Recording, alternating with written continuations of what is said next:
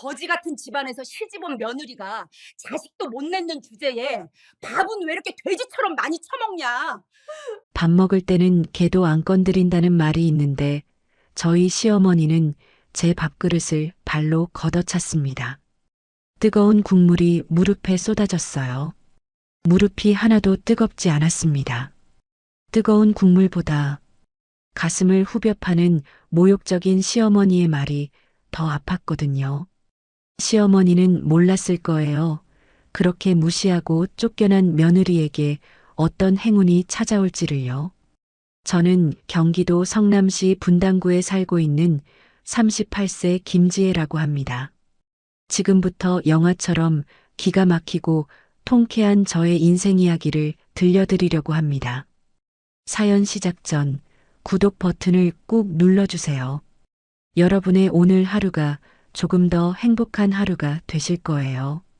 저는 서울 강남구 대치동에서 작은 분식집을 하시던 부모님 밑에서 자랐습니다.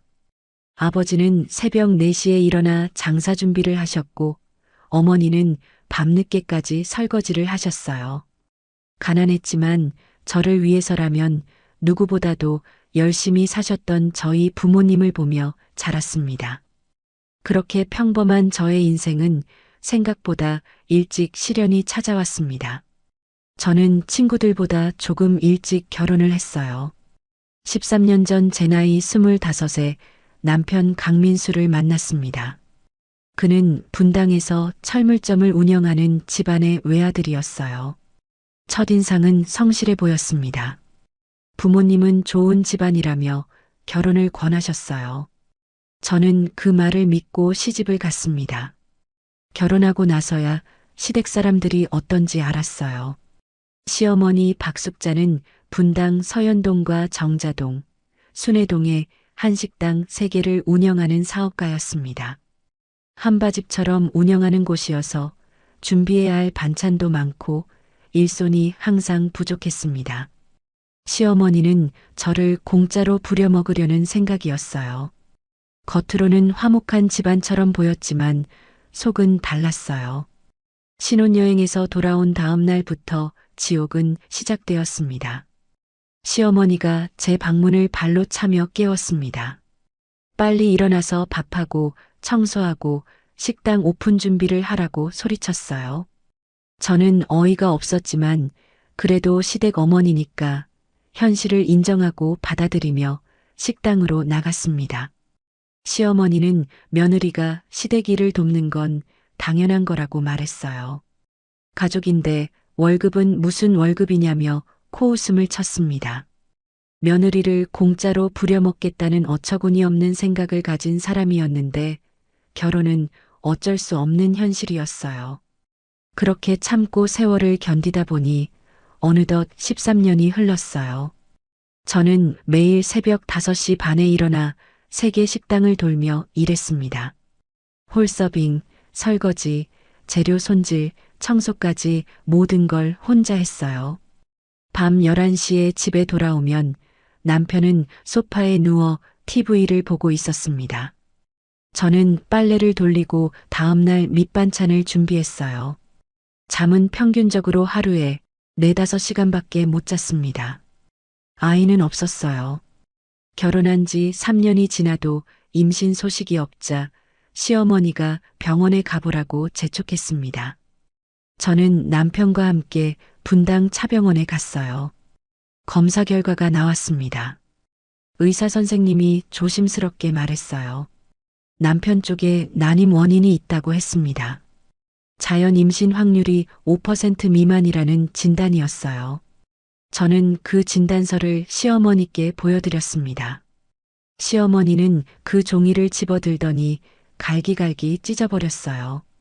의사가 뭘 안다고 함부로 말하느냐며 소리를 질렀습니다. 병원을 옮겨서 다시 검사하라고 명령했어요.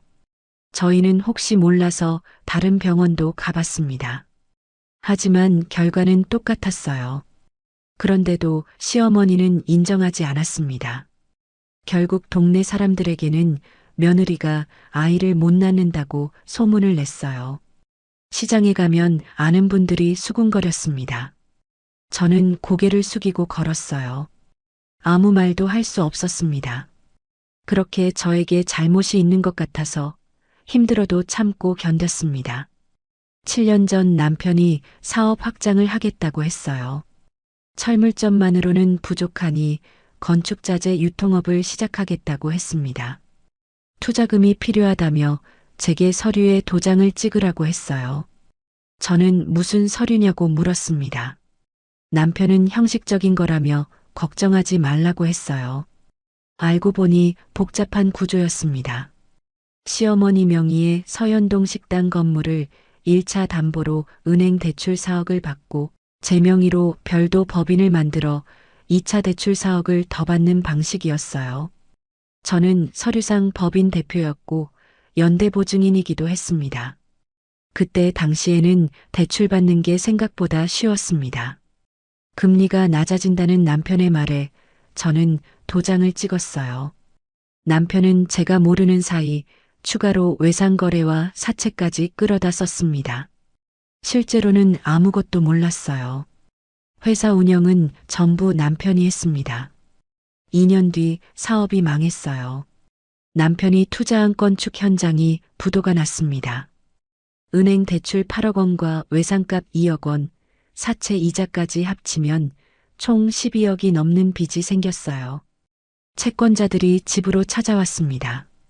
시어머니 명의 건물은 이미 경매로 넘어간 상태였어요. 채권자들은 저를 찾았습니다. 연대보증인이고 법인 대표니 책임을 지라고 했어요. 저는 남편에게 물었습니다.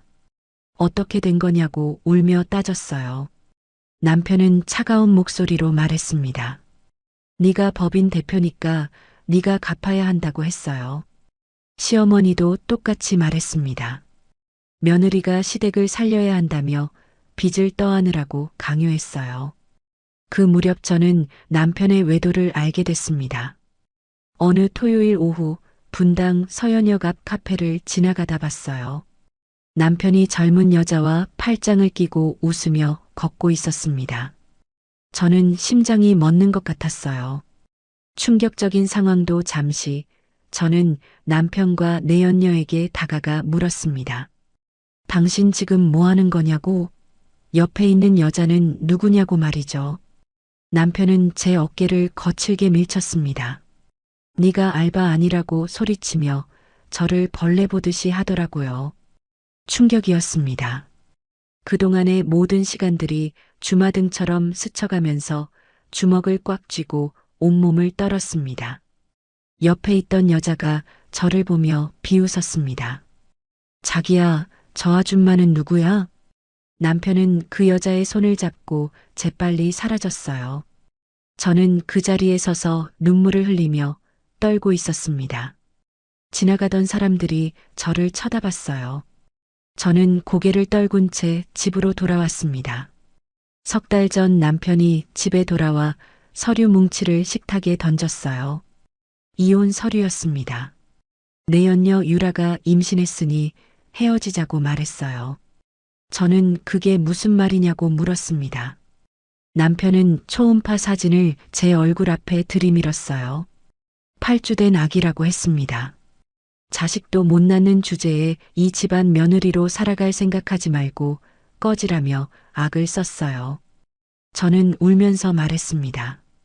병원 검사 결과 당신 쪽 문제라고 나왔잖아요. 남편은 비웃었습니다. 그게 사실이면 유라는 어떻게 임신했느냐며 저를 몰아세웠어요. 시어머니도 나왔습니다. 몸도 정상이 아닌 것이 어디 며느리 행세냐고 사업하다 망한 빚 12억은 네가 책임지라고 협박했어요. 저는 그 빚을 어떻게 갚느냐고 울며 물었습니다. 시어머니는 차갑게 말했어요. 그건 네가 해결해야 할 문제고 네가 죽을 때까지 갚으라고 했습니다. 오늘 아침에도 저는 식당에 나가기 위해 새벽 5시에 일어났어요. 밥을 짓고 국을 끓였습니다.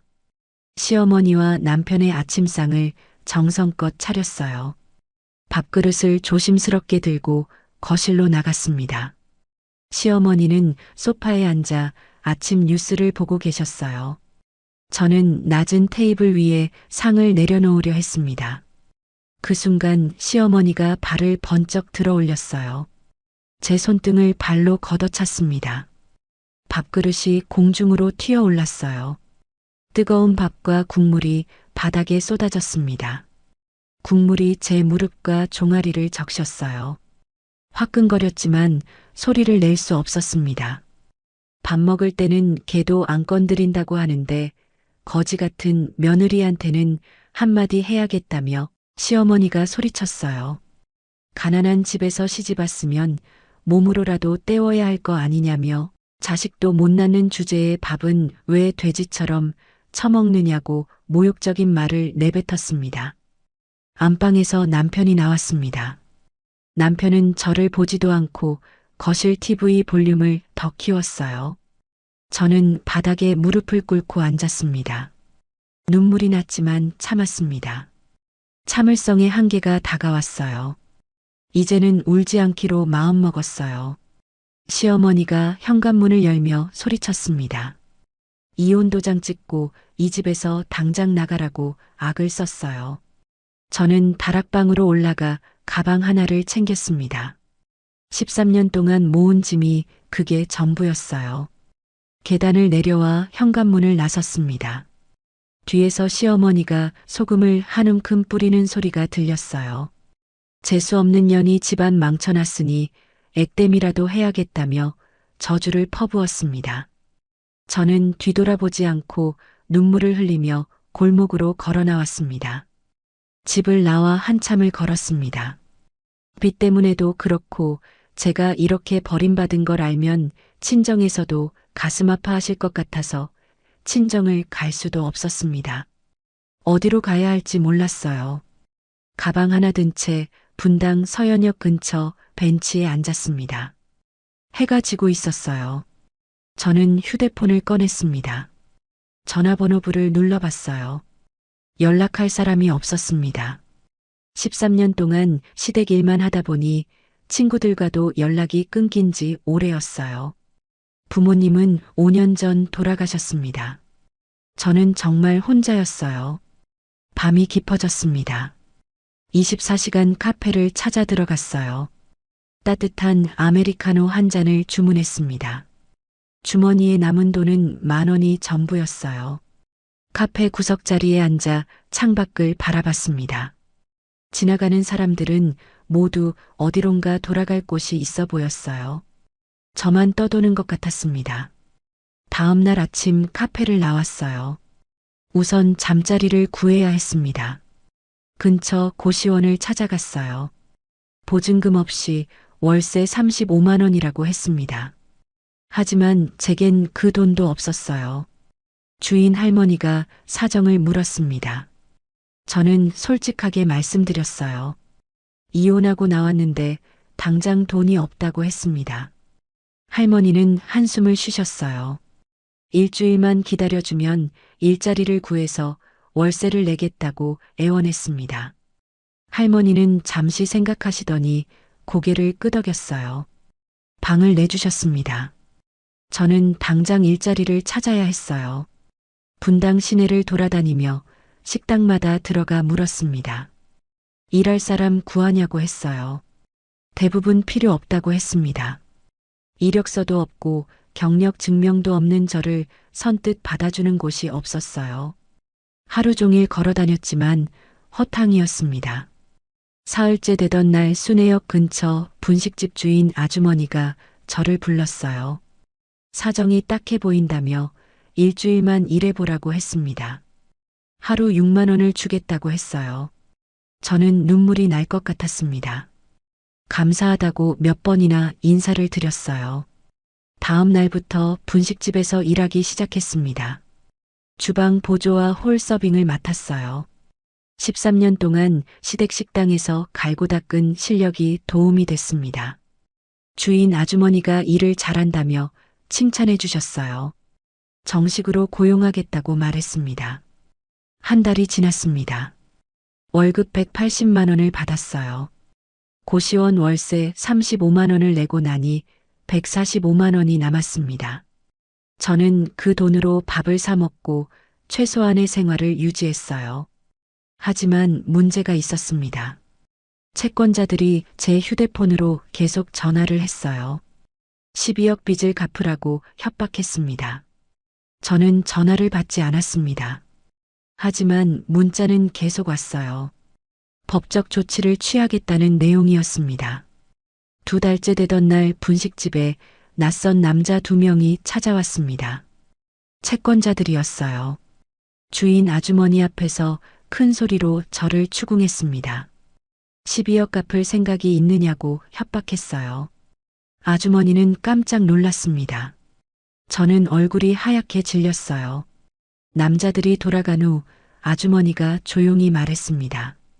미안하지만 그만두는 게 좋겠다고 했어요. 가게 영업에 지장이 있다고 했습니다. 저는 알겠다고 대답했어요. 그날로 짐을 싸서 고시원을 나왔습니다. 갈 곳이 없었습니다. 저는 찜질방으로 향했어요. 입장료 10,000원을 내고 들어갔습니다. 한쪽 구석에 누워 천장을 바라봤어요. 어떻게 살아야 할까 생각했습니다. 12억이라는 빚은 제가 평생 일해도 갚을 수 없는 금액이었어요. 절망이 밀려왔습니다. 며칠 뒤 친구 박지선에게서 전화가 왔습니다. 지선이는 대학 동기였어요. 졸업 후 한두 번 만났지만 제가 결혼하고 나서는 연락을 자주 못했어요. 지선이가 물었어요. 너 괜찮냐고 걱정스러운 목소리로 말했습니다. 동창 모임에서 내 이야기를 들었다고 했어요. 이혼하고 빚까지 떠안았다는 소문이 돌고 있다고 했습니다. 저는 눈물이 났어요. 괜찮지 않다고 울먹이며 대답했습니다. 지선이는 당장 만나자고 했어요. 서울 강남역 근처 카페에서 만났습니다. 지선이는 저를 보자마자 눈물을 흘렸어요. 많이 야위었다며 제 손을 꽉 잡았습니다.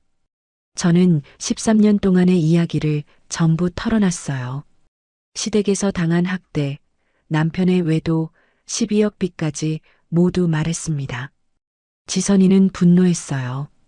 그 사람들이 어떻게 그럴 수가 있느냐며 이를 갈았습니다. 지선이가 조심스럽게 말했어요.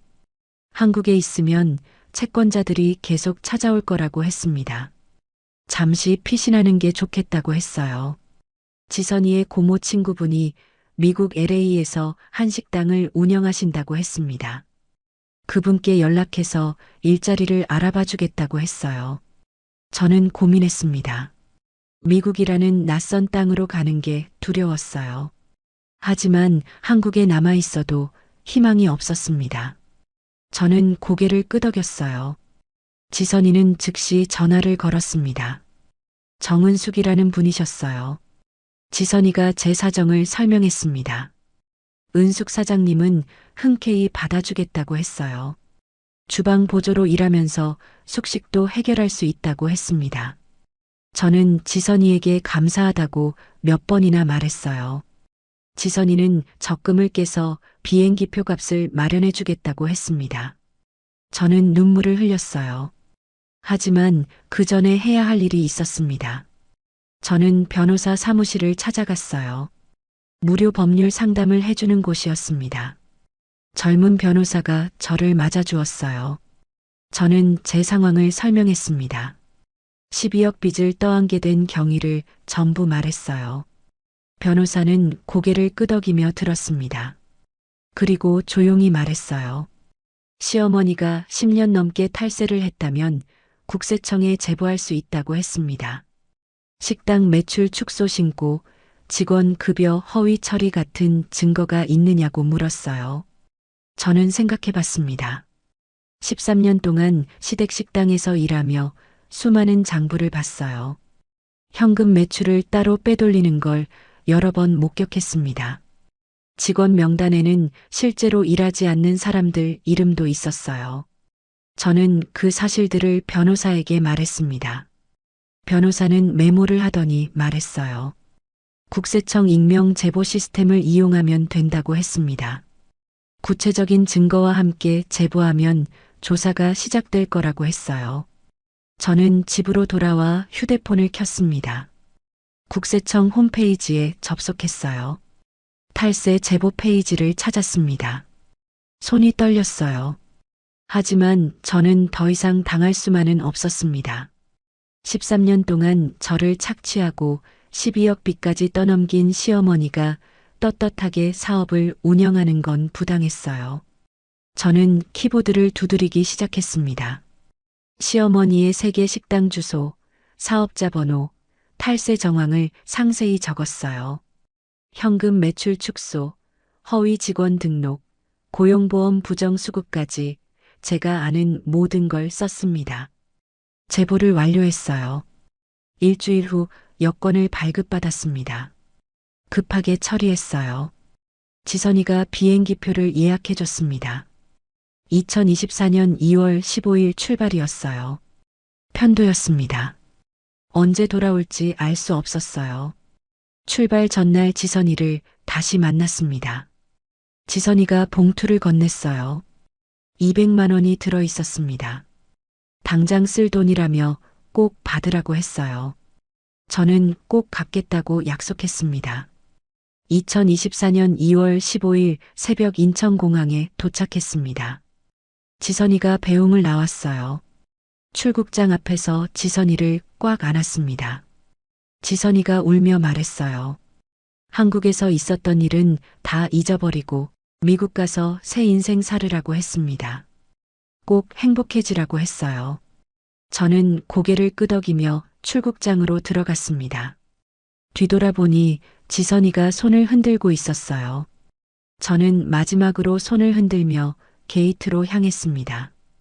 이제 새로운 시작이었습니다. 두렵기도 했지만 더 이상 잃을 것도 없었어요. 그리고 한 가지는 확실했습니다. 제가 떠난 후 시어머니에게도 변화가 시작될 거라는 사실이었어요.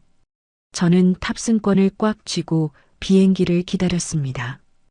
2024년 2월 저는 인천공항에서 비행기에 올랐습니다. 12시간의 비행 끝에 LA에 도착했어요. 낯선 공항에서 저는 한참을 멍하니 서 있었습니다. 어디로 가야 할지 몰랐어요. 지선이가 적어준 주소를 꺼냈습니다. 한인타운에 있는 정은숙이라는 분의 식당 주소였어요. 지선이의 고모 친구분이라고 했습니다. 저는 택시를 타고 그곳으로 향했어요. 한인타운의 작은 한식당이었습니다. 간판에는 은숙이네 집이라고 쓰여 있었어요. 저는 떨리는 손으로 문을 열었습니다. 50대로 보이는 여자분이 반갑게 맞아주셨어요. 정은숙 사장님이었습니다. 지선이한테 연락받았다며 따뜻하게 웃어주셨어요. 저는 그 미소에 눈물이 났습니다. 은숙 사장님은 제 손을 꽉 잡았어요. 괜찮다고, 이제 다 지나간 일이라고 위로해 주셨습니다.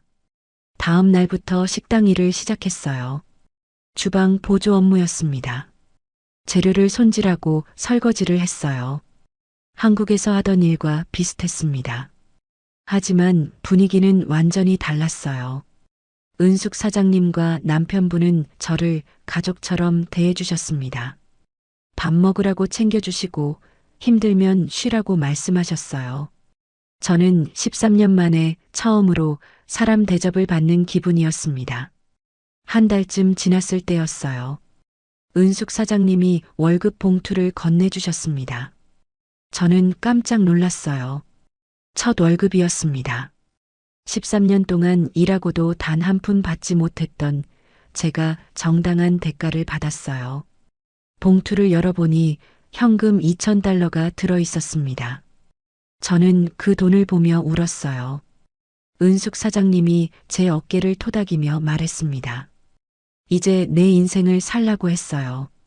식당에는 단골 손님들이 많았습니다. 그 중에 눈에 띄는 분이 있었어요. 40대 중반쯤 되어 보이는 남자분이었습니다. 일주일에 한두 번씩 식당을 찾아오셨어요. 항상 혼자 오셔서 조용히 식사를 하고 가셨습니다. 은숙 사장님이 귀띔해 주셨어요.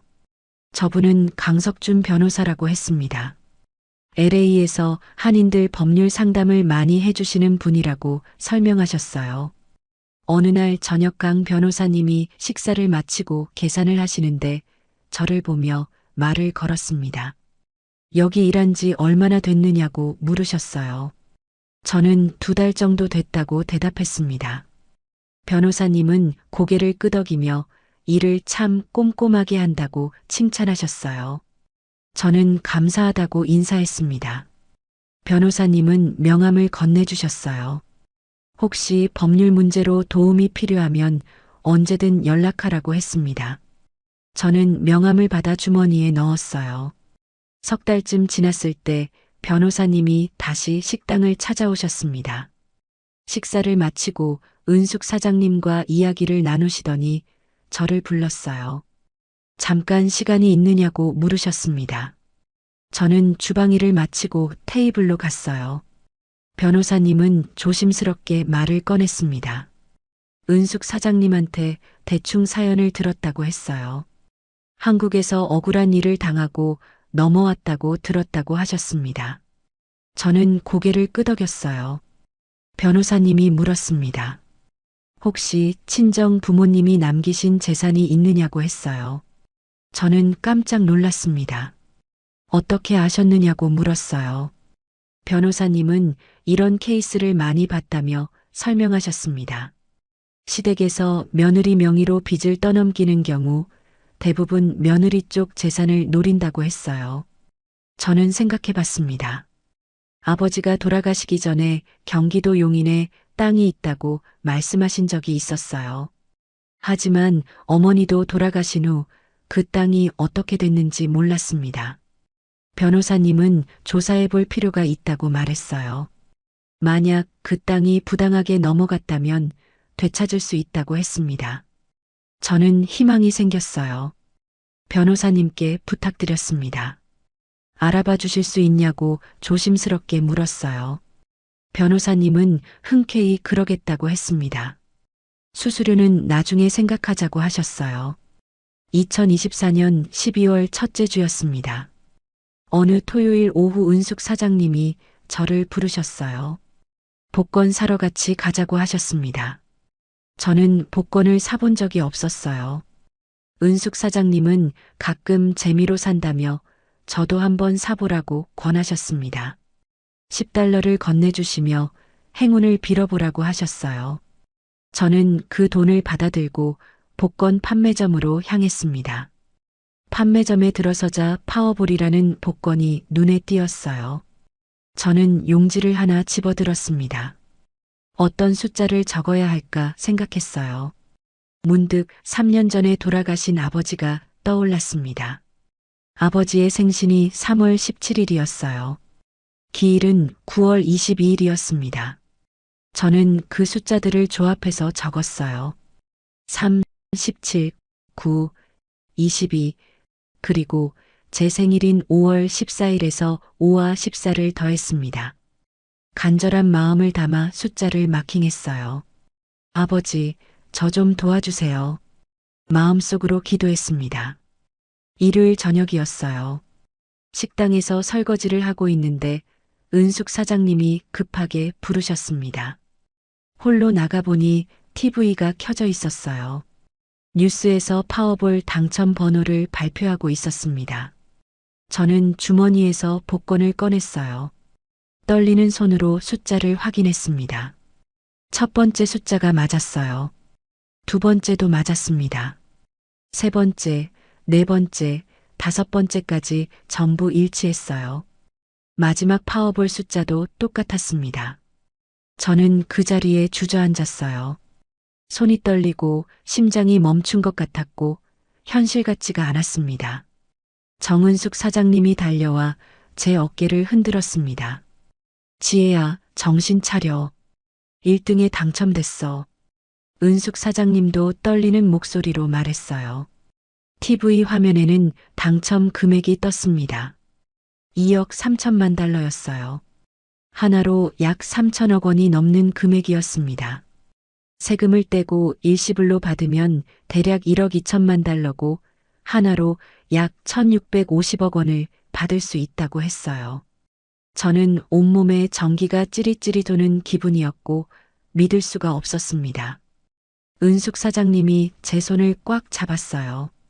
이건 네가 받아야 할 운명이라고 말했습니다. 지옥 같은 삶을 견딘 내 몫이라고 했어요. 저는 바닥에 엎드려 울기 시작했습니다. 아버지의 이름을 부르며 울부짖었어요. 망가진 인생이라고 생각하며 주마등처럼 지옥 같았던 시간들이 떠올랐습니다. 하염없이 울고 있는 저에게 정은숙 사장님이 제 등을 쓰다듬어 주셨습니다. 자고 일어나도 믿기 힘든 천문학적인 복권에 당첨되고 나서 다음날 강석준 변호사님께 연락을 드렸어요. 변호사님이 급히 식당으로 오셨습니다. 당첨된 복권을 확인하시더니 침착하게 말했어요. 일단 보안이 최우선이라고 했습니다. 당첨금을 수령하기 전까지 절대 아무에게도 말하지 말라고 신신당부하셨어요.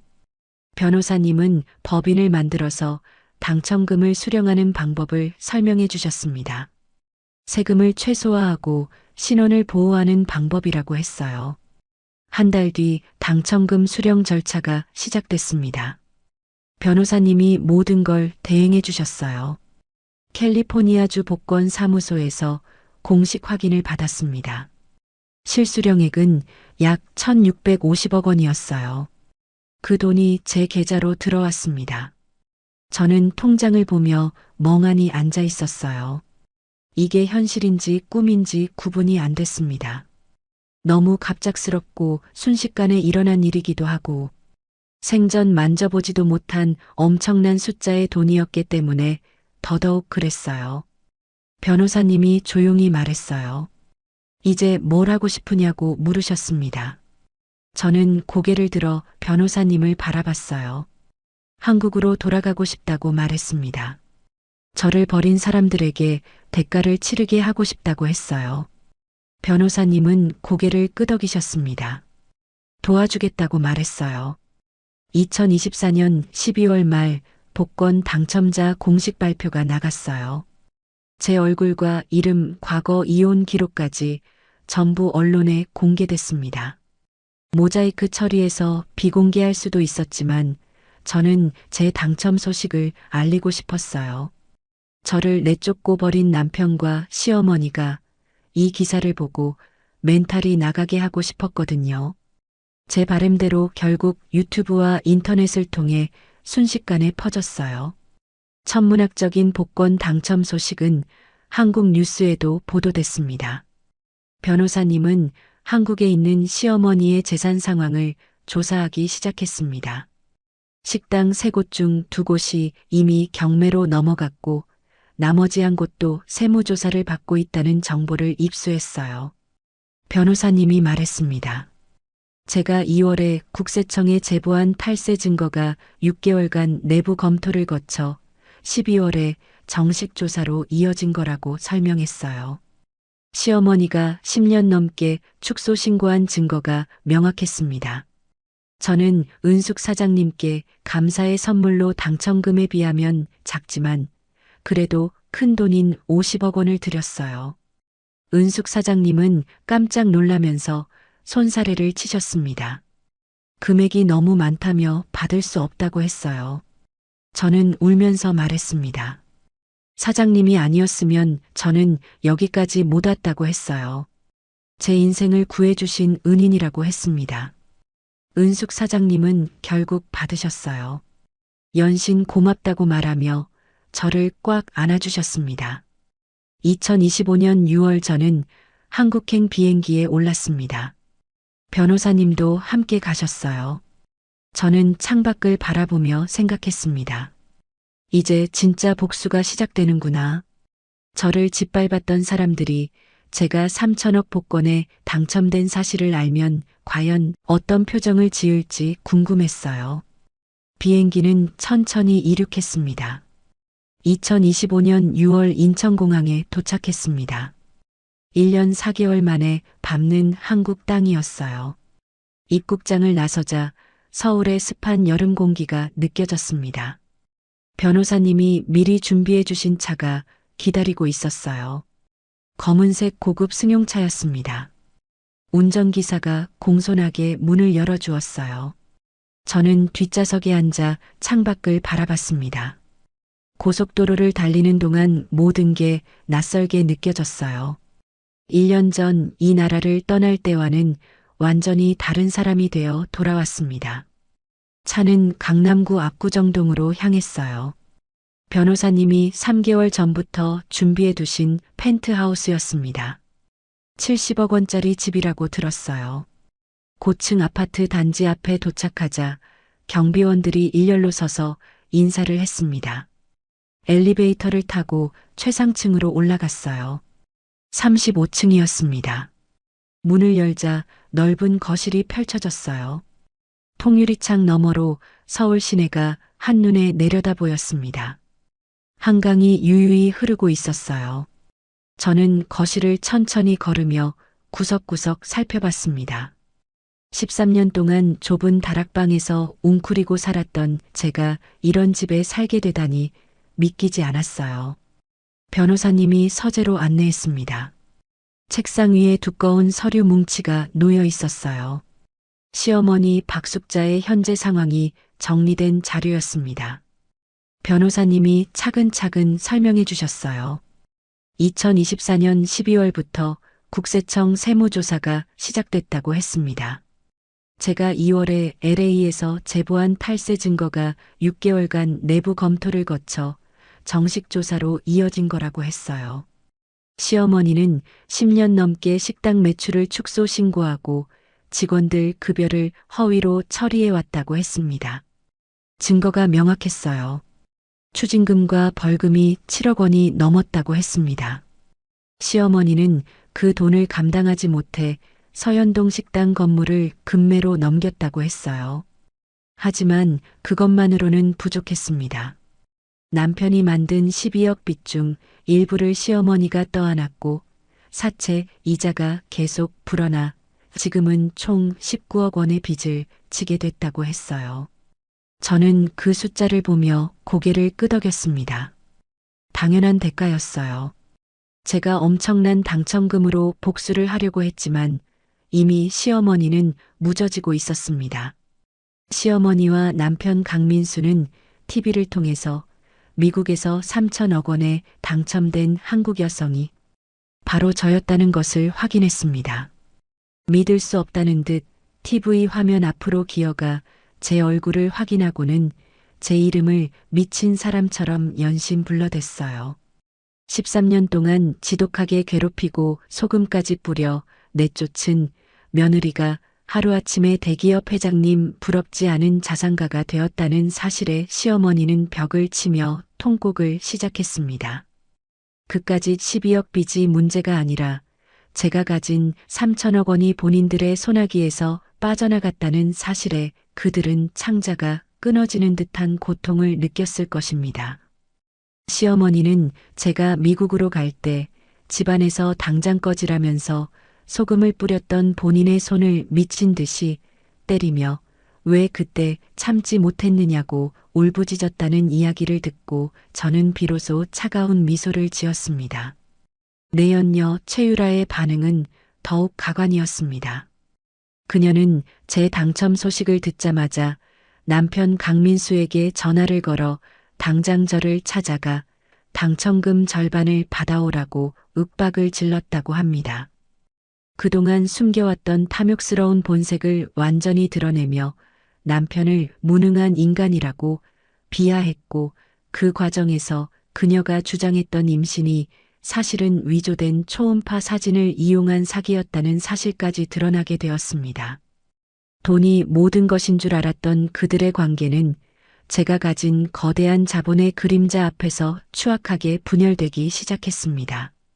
남편은 사기극을 벌인 내연녀를 폭행하고 내쫓았으며 그녀는 민수의 남은 현금 뭉치를 챙겨 야반도주하며 저의 당첨 소식과 함께 그들의 비참한 동거는 끝이 났다고 합니다. 남편 강민수는 매일 밤 술에 취해 제 예전 번호로 전화를 걸고 장문의 메시지를 보냈지만 제가 이미 번호를 바꾸고 모든 경로를 차단했다는 사실에 절망했습니다.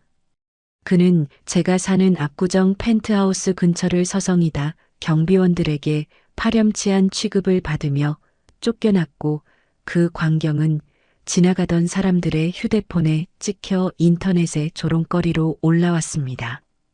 회사에서도 전철을 버리고 복권을 놓친 멍청한 남자로 낙인 찍혀 왕따를 당하던 그는 결국 권고사직을 당하고 건설 현장의 일용직으로 밀려났습니다. 매일 아침 먼지를 뒤집어 쓰고 현장으로 향하는 그의 눈에는 제가 기부했다는 뉴스 기사가 비칠 때마다 피눈물이 고였을 것입니다. 시어머니 박숙자의 몰락은 더욱 처참했습니다. 제가 미국에서 변호사를 통해 제보했던 탈세 증거들이 국세청의 정밀 조사를 거쳐 마침내 거액의 추징금으로 돌아왔습니다. 시어머니가 운영하던 식당 3곳은 세무조사 한 방에 무너졌고 밀린 임금과 사채, 이자가 산더미처럼 불어나면서 그녀가 평생을 바쳐 일군 터전은 경매 딱지로 도배되었습니다. 한때 분당에서 잘나가는 사장님 소리를 듣던 그녀는 이제 동네 시장 상인들에게 며느리 버리고 벌받은 노인네라는 손가락질을 받으며 고개를 숙이고 다녀야 했습니다. 그녀가 유일하게 믿었던 아들 민수는 매일 술값만 축냈고 둘은 좁은 월세방에서 서로를 탓하며 짐승처럼 싸웠습니다. 저는 변호사 강석준과 함께 그들이 살고 있는 건물의 채권을 조용히 사들이며 그들의 목을 쥘 준비를 마쳤습니다. 악마 같은 인간들이 가장 절망적인 순간에 제가 그들의 건물주이자 채권자로 나타날 날을 설계하며 저는 매일 아침 고급스러운 테라스에서 한강을 내려다보며 커피를 마셨습니다. 13년 동안 한바지 부엌에서 땀 흘리며 쉰 냄새 나는 잔반을 치우던 저는 이제 없습니다. 오직 냉철한 이성과 압도적인 자본을 가진 김지혜라는 이름의 설계자만 남았습니다. 시어머니가 제 등 뒤로 뿌렸던 그 소금들이 이제는 그들의 상처난 삶에 뿌려져 극심한 통증을 유발할 차례였습니다. 친구 지선이는 시어머니가 시장통에서 제 사진이 실린 신문을 붙잡고 울고 있는 것을 봤다며 저에게 사진 한 장을 보내주었습니다. 사진 속 시어머니는 예전의 위세는 온데간데 없고 낡은 코트 차림으로 구걸하듯 신문을 내려다보고 있었습니다. 저는 그 사진을 확대해서 한참을 들여다보다가 조용히 삭제했습니다. 동정심 따위는 일절 생기지 않았습니다. 오히려 그들이 더 밑바닥으로 추락하여 제가 겪었던 그 참혹한 소외감을 뼈저리게 느끼길 바랐습니다. 복수는 감정으로 하는 것이 아니라 치밀한 계산과 시스템으로 하는 것임을 저는 다시 한번 새겼습니다. 저는 이제 본격적으로 한국 사회에서의 영향력을 넓히기 시작했습니다. 여성재단을 설립하고 저와 같은 고통을 겪는 이들을 위한 대규모 시설을 짓는 사업에 착수했습니다. 뉴스는 연일 제 선행을 보도했고 저는 국민적인 응원을 받는 희망의 상징이 되었습니다. 대조적으로 전 남편 일가는 사회적으로 완전히 매장당해 숨어 지내야 하는 처지가 되었습니다.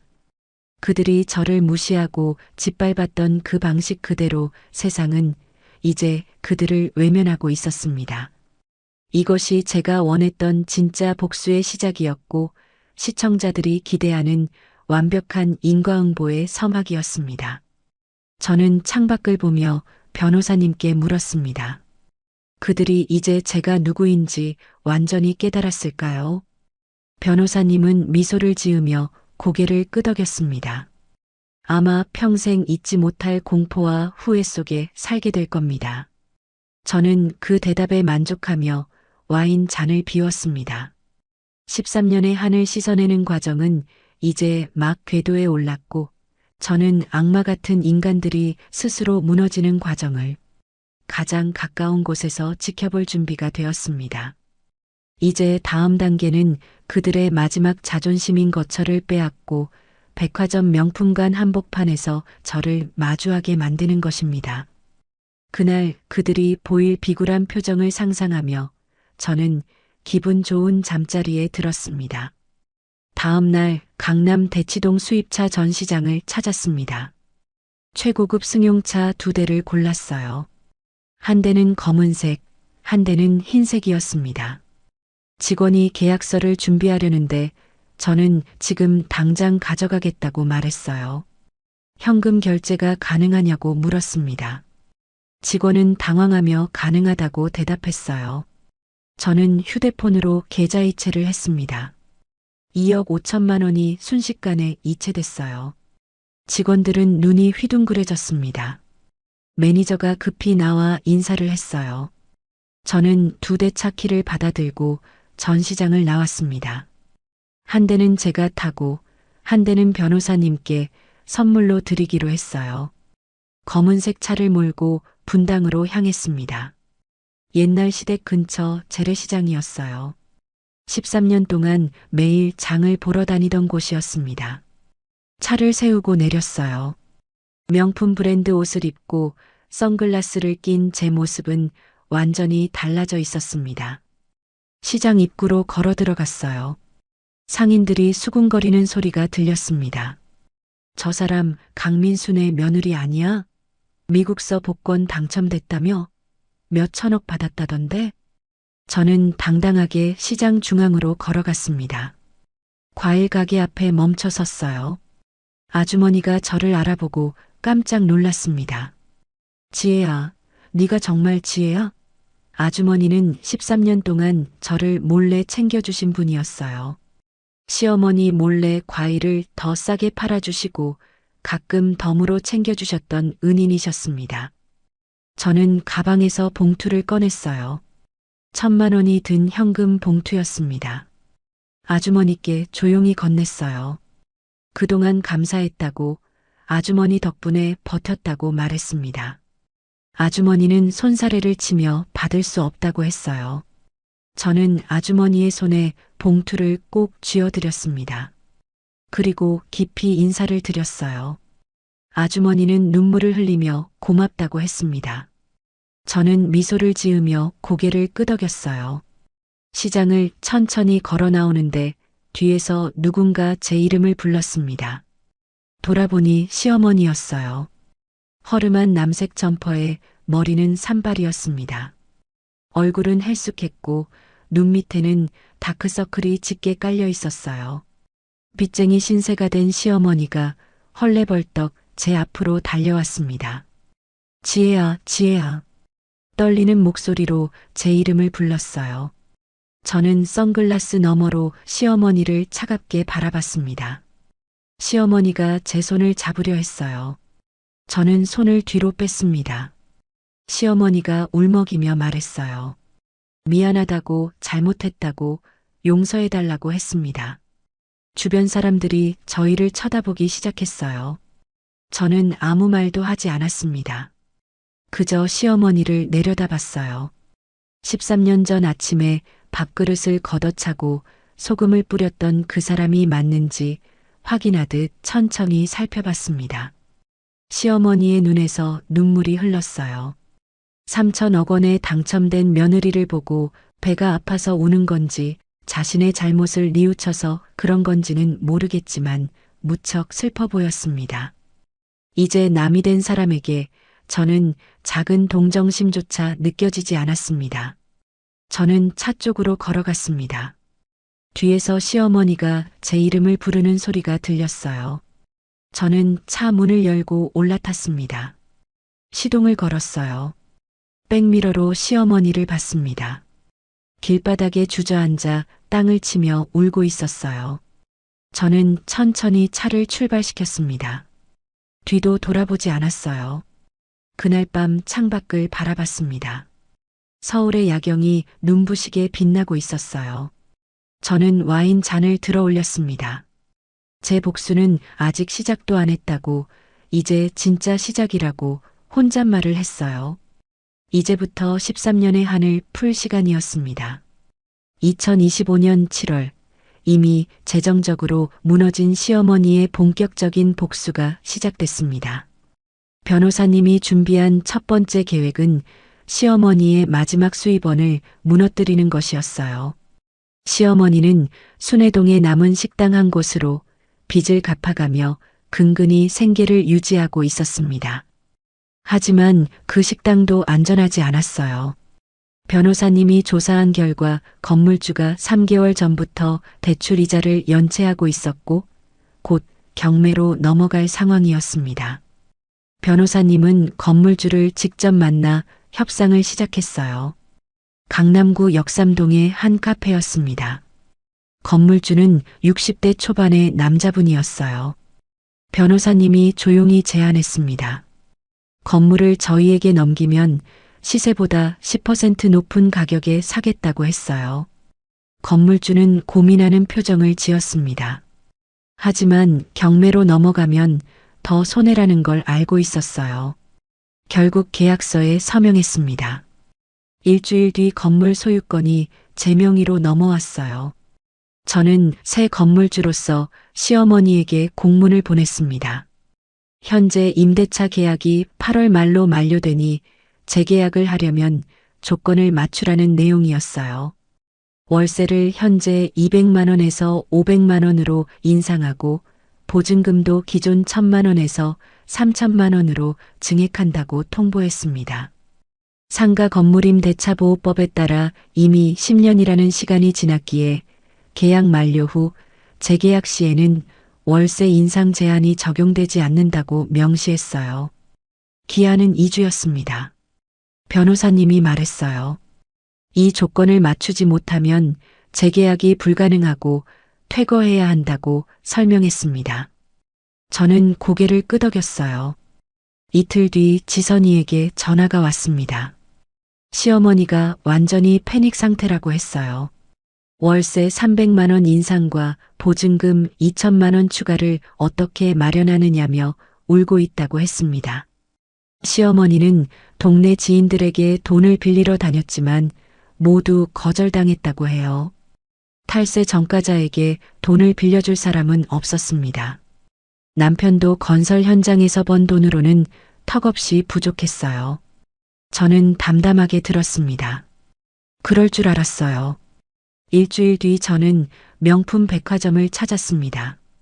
강남 청담동이었어요. 여성재단 바자회에 기부할 물품을 구매하러 갔습니다. 명품관 6층으로 올라갔어요.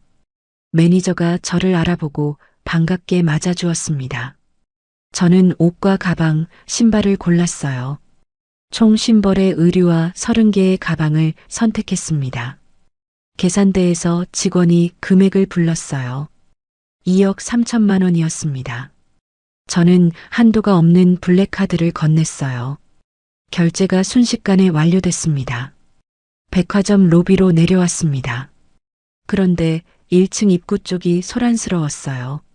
사람들이 웅성거리며 모여들고 있었습니다. 저는 천천히 그쪽으로 걸어갔어요. 어떻게 알고 찾아왔는지 저를 보려고 시어머니와 남편이 백화점까지 찾아온 거예요. 둘 다 초췌한 모습이었어요. 시어머니는 허름한 옷에 머리는 단정하지 못했습니다. 남편은 작업복 차림이었어요. 얼굴에는 먼지가 묻어 있었습니다. 시어머니가 저를 보고 소리쳤습니다. 지혜야, 지혜야. 사람들이 쳐다보기 시작했어요. 시어머니가 제 앞으로 달려왔습니다. 제발 우리 좀 살려줘. 떨리는 목소리로 애원했어요. 남편도 다가왔습니다. 미안했어. 그때는 내가 정말 미안했어. 울먹이며 말했어요. 주변 사람들이 점점 더 몰려들었습니다. 시어머니가 제 앞에 무릎을 꿇었어요. 백화점 1층 로비였습니다. 사람들이 휴대폰을 꺼내 촬영하기 시작했어요. 시어머니가 큰 소리로 울부짖었습니다. 지혜야, 제발 한 번만 살려줘. 3천억 원 당첨되었으면 이 못난 시애미한테 조금이라도 도와주면 안 되겠니? 식당 계약이 끝나는데 돈이 없어. 남편도 제 옆에 무릎을 꿇었습니다. 19억 빚 때문에 사채업자들이 매일 찾아와. 제발 도와줘. 저는 선글라스를 천천히 벗었습니다. 시어머니를 똑바로 내려다봤어요. 차갑고 싸늘한 목소리로 말했습니다. 13년 전 제가 밥그릇 하나에 무릎 꿇고 빌 때 어머님이 뭐라고 하셨죠? 시어머니는 말을 잇지 못했어요. 저는 계속 말했습니다. 자식도 못 낳는 주제에 밥은 왜 돼지처럼 처먹느냐고 하셨어요. 제 무릎에 뜨거운 국물을 쏟으셨죠. 주변 사람들이 웅성거렸습니다. 너무하네. 며느리한테 그럴 수가 있어? 저는 남편을 보며 말했어요. 그리고 당신은 사업 실패하고 생긴 12억 빚을 만들고 나한테 떠넘기고 상간녀를 만나서 임신이나 시키고 이혼하면서 뭐라고 했지? 무능한 건 죄니까 죽을 때까지 갚으라고 했잖아. 남편은 고개를 숙였습니다. 저는 한 발짝 물러서며 말했어요. 당신들이 했던 말 그대로 돌려드립니다. 무능한 건 죄니까 스스로 살아남아 보세요. 그 순간 시어머니가 제 발을 붙잡으려 했습니다. 백화점 경비원들이 달려왔어요. 백화점에서 이러면 영업방해입니다. 빨리 나가세요. 시어머니가 소리를 지르기 시작했어요. 안 돼, 지혜야. 제발. 난동을 부리며 영업을 방해했습니다. 경비원들이 시어머니와 남편을 강제로 끌어냈어요. 시어머니는 제 이름을 목 놓아 불렀습니다. 남편도 손을 뻗으며 애원했어요. 저는 그 모습을 무표정하게 지켜봤습니다. 주변 사람들이 수군거렸어요. 며느리한테 저렇게 할 짓이 아니지. 복권 당첨됐다고 빌붙으려는 거 아니야? 저는 조용히 백화점을 나왔습니다. 매니저가 따라 나와 불편을 끼쳐 죄송하다고 사과했어요. 저는 괜찮다고 말했습니다. 오히려 신속하게 대처해줘서 감사하다고 했어요. 차에 올라타 시동을 걸었습니다. 백미러로 시어머니와 남편을 봤어요. 그들은 차가운 아스팔트 위에 주저앉아 있었습니다. 저는 천천히 차를 몰았어요. 뒤도 돌아보지 않았습니다.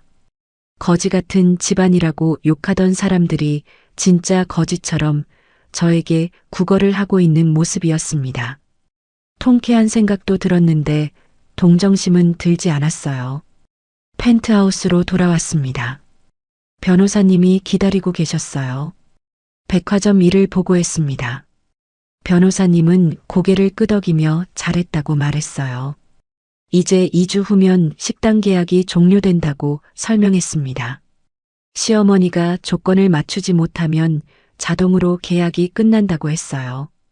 저는 창밖을 바라봤습니다. 서울 야경이 아름다웠어요.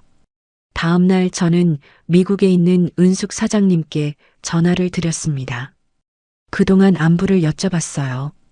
은숙 사장님은 저희 덕분에 LA에서 한식당 프랜차이즈를 성공적으로 오픈했다고 기뻐하셨습니다. 매장이 3곳으로 늘었다고 했어요. 저는 축하한다고 말씀드렸습니다. 은숙 사장님이 물었어요. 한국에서 잘 지내고 있느냐고 했습니다. 저는 잘 지낸다고 대답했어요. 그동안 쌓인 한을 조금씩 풀고 있다고 말했습니다. 은숙 사장님은 네가 행복하면 된다며 응원해 주셨어요. 저는 강남구 삼성동 코엑스 근처 호텔에서 기자회견을 열었습니다. 3천억 원 복권 당첨자라고 더욱더 유명해졌지만 이날은 여성재단 바자회 물품 기증식이었어요. 기자들이 몰려왔습니다. 저는 준비한 멘트를 또박또박 말했어요. 가정폭력으로 고통받는 여성들이 경제적으로 자립할 수 있도록 돕고 싶다고 했습니다. 앞으로도 지속적으로 지원하겠다고 약속했어요. 기자들은 연신 사진을 찍었습니다.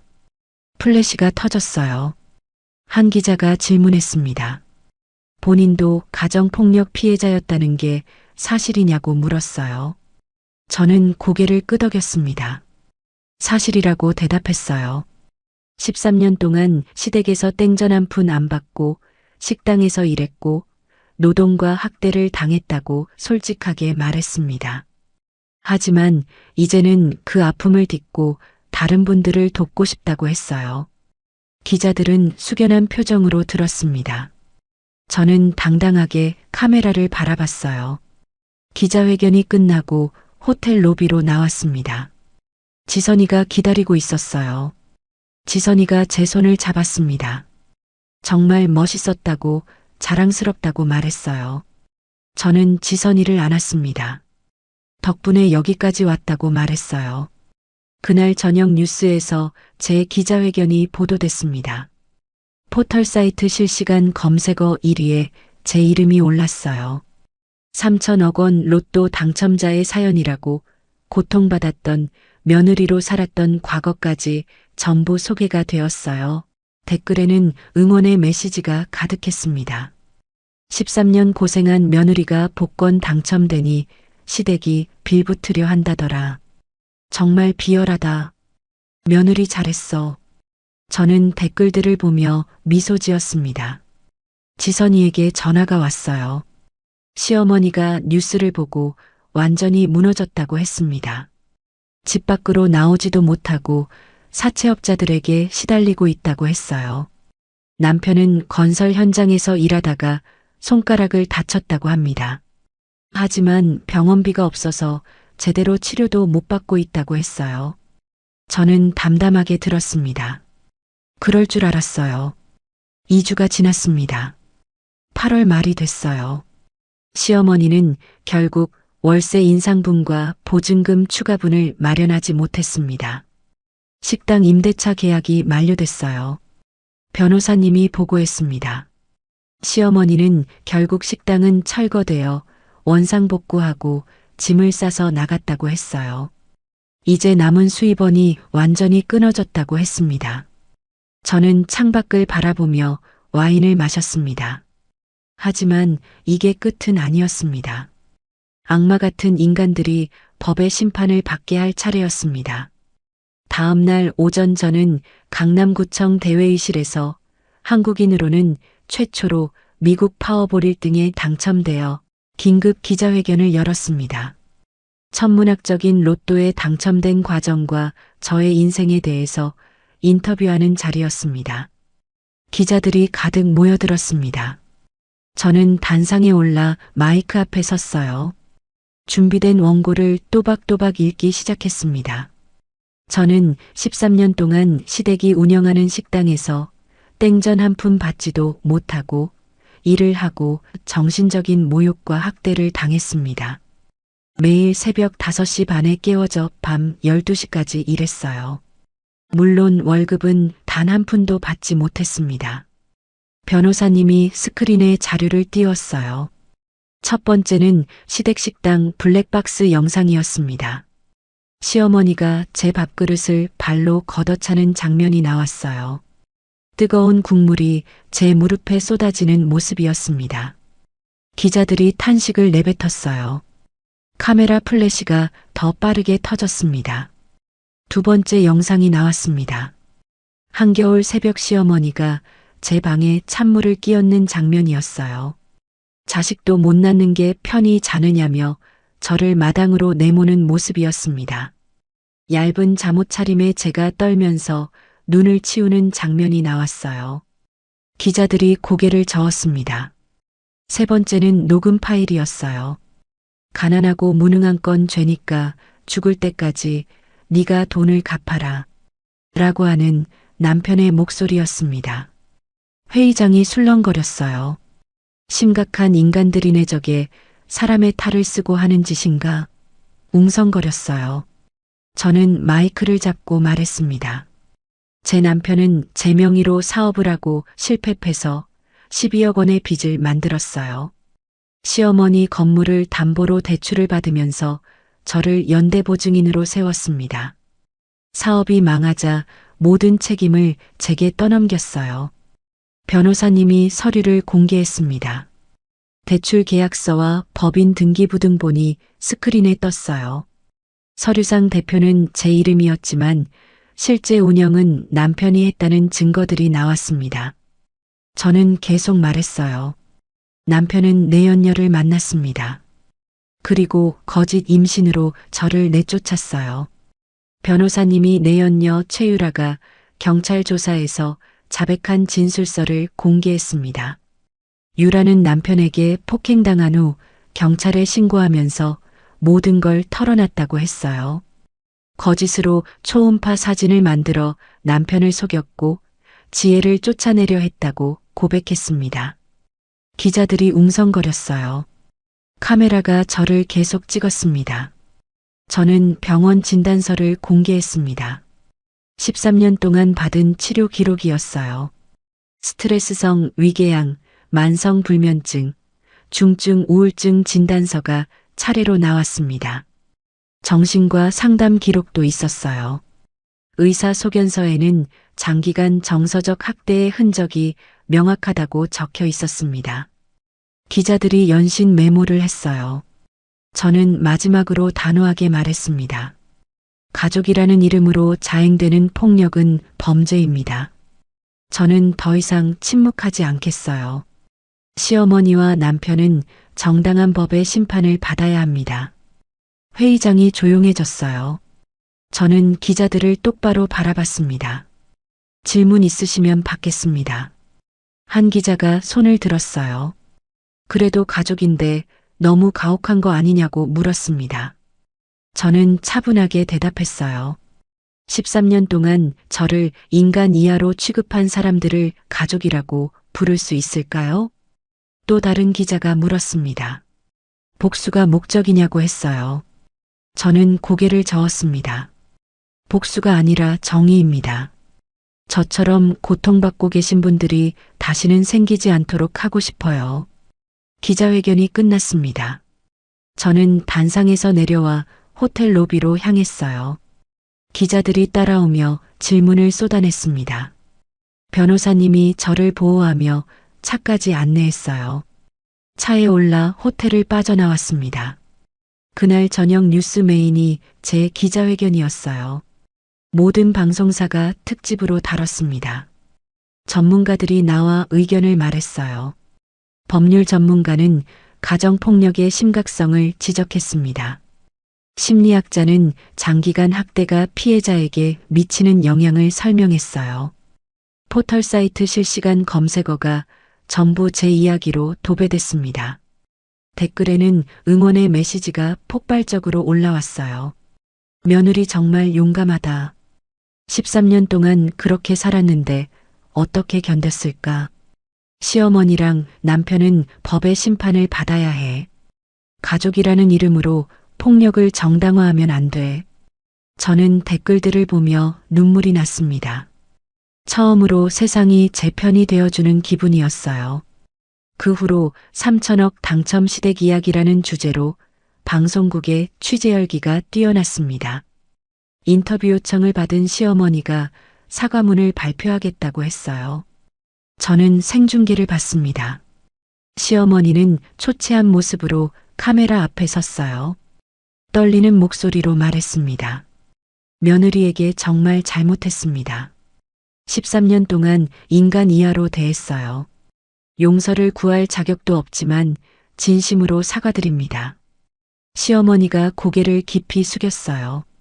하지만 기자들은 차갑게 반응했습니다. 이제 와서 사과해봤자 소용없다. 법의 심판을 받아야 한다. 일주일 뒤 시어머니가 여러 혐의로 검찰에 기소됐습니다. 10년 넘게 식당 매출을 축소 신고한 탈세 혐의가 첫 번째였어요. 두 번째는 13년간 저에게 임금을 한 푼도 지급하지 않은 근로기준법 위반이었습니다. 세 번째는 실제로 일하지 않는 허위 직원을 등록해 고용보험을 부정수급한 혐의였어요.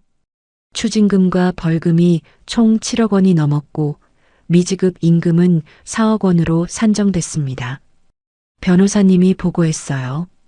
여러 혐의가 겹쳐서 집행유예가 아니라 실형을 피할 수 없다고 했습니다. 남편도 사기 및 폭행 혐의로 경찰에 긴급 체포됐어요. 유치장에 수감됐다고 합니다. 며칠 뒤 저는 여성쉼터에서 봉사활동을 마치고 나왔습니다. 쉼터 앞 벤치에 시어머니가 앉아 있었어요. 완전히 늙어 보였습니다. 머리는 하얗게 샜고 등은 구부정했어요. 시어머니가 저를 보고 천천히 일어났습니다. 제 앞에 무릎을 꿇었어요. 차가운 아스팔트 바닥이었습니다. 지혜야, 제발 좀 살려줘. 보석 금액이라도 준비해서 집행유예 받게 좀 도와줘. 떨리는 목소리로 애원했어요. 감옥 가면 난 거기서 늙어 죽을 거야. 제발 한 번만 도와줘. 시어머니의 눈에서 눈물이 흘렀습니다. 저는 시어머니를 한참 내려다봤어요. 지난 13년의 기억들이 스쳐 지나갔습니다. 밥그릇을 걷어차던 모습, 소금을 뿌리던 모습, 자식도 못 낳는다고 욕하던 모습. 저는 조용히 말했습니다. 어머님, 13년 전 제가 이렇게 무릎 꿇고 빌었을 때 어머님은 뭐라고 하셨죠? 시어머니는 고개를 떨궜어요. 저는 계속 말했습니다. 가난하고 무능한 건 죄라고 하셨어요. 스스로 살아남으라고 하셨죠. 시어머니가 땅을 치며 울었습니다. 미안해, 정말 미안해. 저는 시어머니를 마지막으로 바라봤어요. 그리고 등을 돌렸습니다. 뒤에서 시어머니가 제 이름을 부르는 소리가 들렸어요.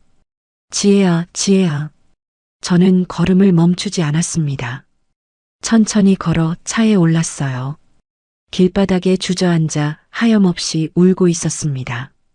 저는 차를 천천히 출발시켰어요. 압구정동 펜트하우스로 돌아왔습니다. 창밖을 바라봤어요.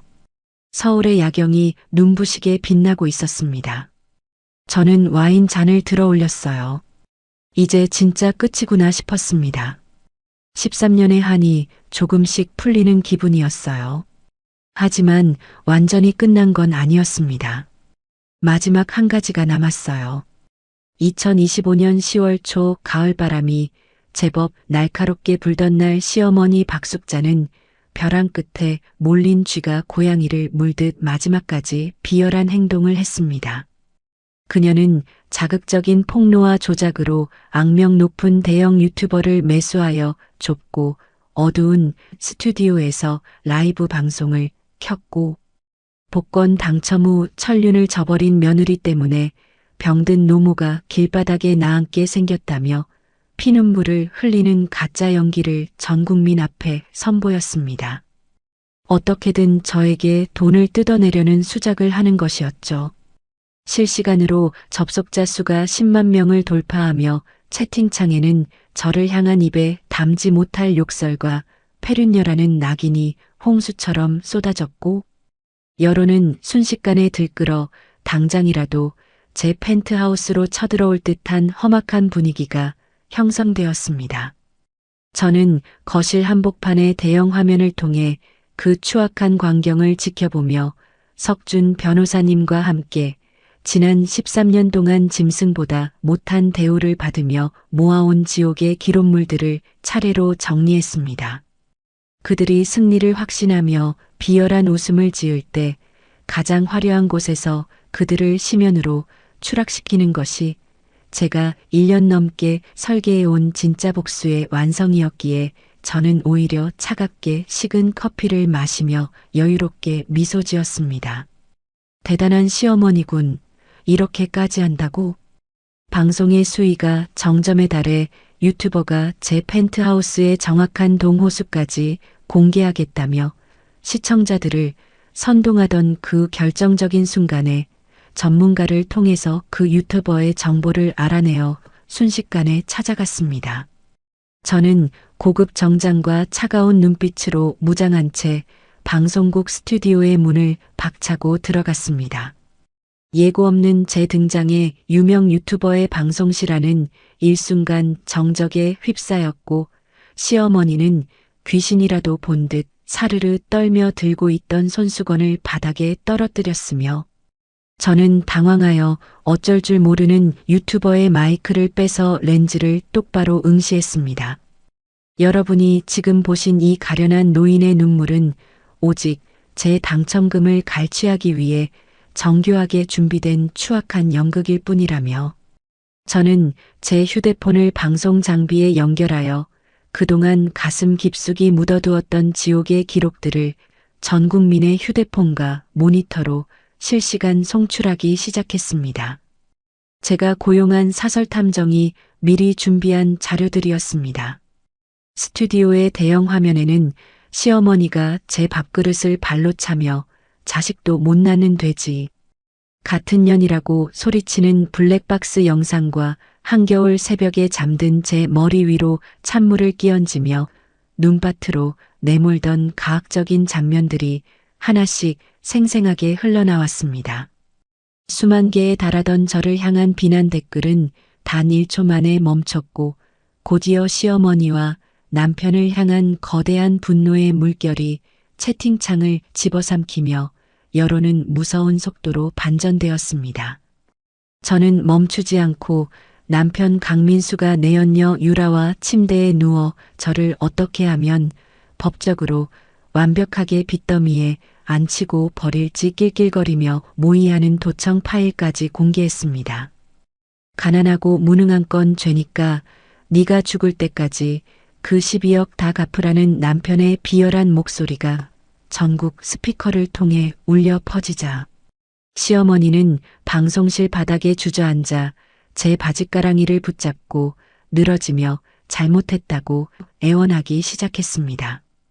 저는 그 비굴한 손을 단호하게 걷어차며 13년 전 제가 쏟았던 눈물만큼 이제는 당신들이 평생 피눈물을 흘리며 살 차례라며 세상에서 가장 차가운 일침을 가하고 차갑게 뒤돌아섰습니다.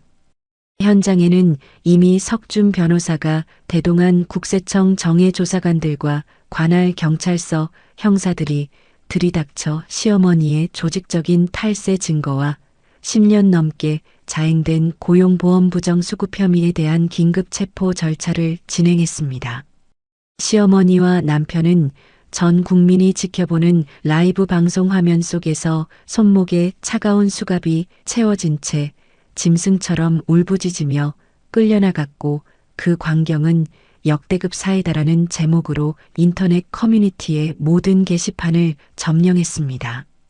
13년 동안 저를 인간 이하의 소모품으로 부려먹으며 제 피땀을 빨아 호의호식하던 그들은 이제 법적인 실형 선고뿐만 아니라 사회적으로도 영원히 매장되어 그 어디에도 숨 쉴 곳 없는 비참한 파멸의 길로 들어서게 된 것입니다. 펜트하우스로 돌아와 통유리창 너머로 내려다 보이는 서울의 화려한 야경을 바라보며 저는 13년 만에 처음으로 가슴속에 맺혀있던 시커먼 응어리가 완전히 녹아내려 평온한 호흡을 되찾는 것을 느꼈습니다. 마지막까지 자신들의 행동을 뉘우치기는커녕 유명인을 동원하여 언론파리를 통해서 저에게 돈이라도 뜯어보려고 했다는 게 믿기질 않았어요. 2025년 11월 시어머니 박숙자는 탈세, 근로기준법 위반, 고용보험 사기 등 여러 혐의로 징역 2년을 선고받고 수감됐습니다. 판사는 10년 이상 상습적으로 범죄를 저질렀고 특히 가족을 이용해 착취한 점을 중하게 봤다고 했어요. 집행유예를 받을 사건이었지만 죄질이 안 좋다고 판단하여 실형을 선고받은 거예요. 남편 강민수도 사기 및 폭행 혐의로 징역 1년 6개월을 선고받았습니다. 출소 후에도 제게 접근하지 말라는 법원 명령을 받았어요. 법정에서 시어머니는 마지막으로 저를 바라봤습니다. 저는 방청석에 앉아 마지막 판결을 받는 시어머니를 똑바로 바라봤어요. 시어머니가 이제는 포기한 듯한 표정으로 고개를 숙였습니다. 교도관이 시어머니를 호송해 갔어요.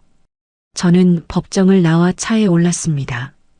한 달이 지난 12월 어느 날 시어머니에게서 편지가 왔습니다.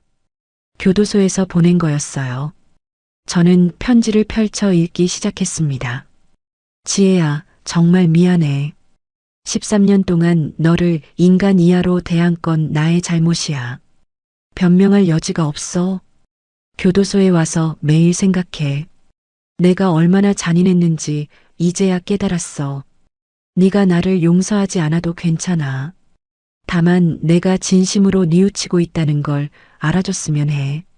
저는 편지를 읽으며 눈물이 났습니다. 분노가 아니라 안도의 눈물이었어요. 그날부터 저는 깊은 고민에 빠졌습니다. 복수는 완료됐어요. 시어머니는 정당한 대가를 치르고 있었습니다. 하지만 그 이상의 응징이 제게 진정한 평화를 줄까요? 며칠 밤을 뜬 눈으로 지새웠습니다. 변호사님께 조심스럽게 여쭤봤어요. 시어머니를 용서하는 게 맞을까요? 변호사님은 조용히 말했습니다. 용서는 상대를 위한 게 아니라 자신을 위한 거라고 했어요. 지혜 씨가 평화를 찾는 게 중요하다고 했습니다. LA에 있는 은숙 사장님께도 전화를 드렸습니다. 은숙 사장님은 따뜻하게 말씀하셨어요. 내 마음이 편해지는 쪽으로 선택하라고 했습니다. 복수도 용서도 전부 내 몫이라고 하셨어요. 저는 며칠을 더 고민했습니다. 그리고 결심했어요. 복수보다 더 큰 가치는 제 내면의 평화를 되찾는 것이라고 깨달았습니다. 2026년 1월 초 저는 변호사님과 함께 교도소를 찾아갔습니다. 면회실에서 시어머니를 만났어요. 시어머니는 수감복을 입고 있었습니다. 완전히 늙어 보였어요. 머리는 하얗게 샜고 등은 구부정했습니다. 시어머니가 저를 보자마자 눈물을 흘렸어요. 지혜야, 와줘서 고마워. 저는 시어머니를 조용히 바라봤습니다. 시어머니가 떨리는 목소리로 말했어요. 정말 미안해. 매일 너한테 한 짓들을 생각하면 잠을 못 자. 네가 얼마나 고통스러웠을지 여기에 있으니까 나도 느낄 수 있게 되었단다. 저는 고개를 끄덕였습니다. 저는 가방에서 봉투를 꺼냈습니다. 20억 원이 든 통장이었어요. 시어머니는 깜짝 놀라며 손사래를 쳤습니다. 이건 받을 수 없다고, 자격이 없다고 했어요. 저는 통장을 테이블 위에 놓으며 차분하게 말했습니다. 이걸로 급한 사채 이자만 정리하세요. 시어머니가 고개를 끄덕이며 울었어요. 알겠다고, 꼭 그렇게 하겠다고 했습니다. 저는 한 가지 조건을 더 말했어요. 출소하면 월 1회 여성쉼터나 경로당에서 봉사하며 사세요. 평생 속죄하는 마음으로 살아가세요. 그리고 다시는 저를 찾지 마세요. 이게 제가 베푸는 마지막 자비예요. 시어머니는 고개를 깊이 숙였습니다. 알겠다고, 평생 죄책감을 안고 살겠다고 약속했어요. 저는 일어나 면회실을 나왔습니다. 뒤돌아보지 않았어요. 하지만 마음은 이전보다 가벼웠습니다. 며칠 뒤 저는 강석준 변호사님과 약혼을 발표했습니다. 변호사님은 지난 1년 반 동안 저를 한결같이 지켜준 유일한 사람이었어요. 저는 변호사님과 함께 새로운 인생을 시작하기로 했습니다. 약혼식은 소규모로 조촐하게 치렀어요. 은숙 사장님이 LA에서 날아왔습니다. 지선이도 달려와 축하해줬어요. 저는 진심으로 행복했습니다. 지금은 2026년 1월 말입니다. 저는 여성재단 업무에 온 마음을 쏟고 있어요. 전국 20곳의 쉼터에 매년 50억 원씩 지원하고 있습니다. 가정폭력 피해 여성들이 경제적으로 자립할 수 있도록 교육비와 창업 자금을 지원해요. 많은 여성들이 새로운 인생을 시작했습니다. 저는 그들의 웃는 얼굴을 보며 진정한 보람을 느껴요. 변호사님과 저는 올해 가을에 결혼식을 올릴 예정입니다. 강남의 작은 예식장을 예약했어요. 쉼터 식구들과 재단 관계자들을 초대할 겁니다. 은숙 사장님이 주례를 서주시기로 하셨어요. 저는 웨딩드레스를 입고 변호사님 옆에 설 그날을 손꼽아 기다리고 있습니다. 지난주 저는 아버지의 산소를 찾아갔습니다. 경기도 용인에 있었어요. 변호사님이 함께 갔습니다. 저는 아버지 산소 앞에 무릎을 꿇고 절을 올렸어요. 아버지, 저 정말 잘 살고 있어요. 아버지가 남겨주신 숫자로 받은 1650억 원보다 더 소중한 걸 얻었습니다. 진정한 자유와 행복이에요. 눈물이 흘렀습니다. 변호사님이 제 어깨를 따뜻하게 토닥였어요. 저는 일어나 산소를 내려다봤습니다. 아버지가 남겨주신 생신과 기일 숫자들이 저를 이곳까지 이끌었어요. 당첨금이라는 돈이 아니라 완전히 새로운 인생을 선물해 주셨습니다. 저는 고개를 들어 겨울 하늘을 바라봤어요. 구름 사이로 햇살이 따뜻하게 비쳤습니다. 펜트하우스로 돌아와 창밖을 바라봤습니다. 서울의 야경이 눈부시게 빛나고 있었어요. 변호사님이 제 옆에 섰습니다. 저는 변호사님의 손을 꽉 잡았어요. 이제 진짜 행복한 삶이 시작되는구나 싶었습니다. 13년의 고통은 완전히 끝났어요. 앞으로는 사랑하는 사람과 함께 의미 있는 삶을 살아갈 겁니다. 여러분, 오늘 이야기 어떻게 들으셨나요? 13년 동안 참고 견뎌온 지혜 씨의 이야기였습니다. 때로는 복수보다 더 큰 용기는 용서일 수도 있습니다. 하지만 그 전에 잘못한 사람은 반드시 정당한 대가를 치러야 합니다. 여러분이라면 어떤 선택을 하셨을까요? 끝까지 냉정하게 대하셨을까요? 아니면 지혜 씨처럼 용서의 손길을 내미셨을까요? 댓글로 여러분의 생각을 들려주세요. 오늘의 이야기가 여러분의 마음에 작은 위로가 되었다면 구독과 좋아요를 눌러주세요. 그리고 지금 어디에서 듣고 계신지 댓글로 알려주시면 그곳으로 행운의 기운을 가득 담아 보내드리겠습니다. 늘 건강하시기를 기원드리며 오늘도 따뜻하고 행복한 하루 보내시기 바랍니다. 감사합니다.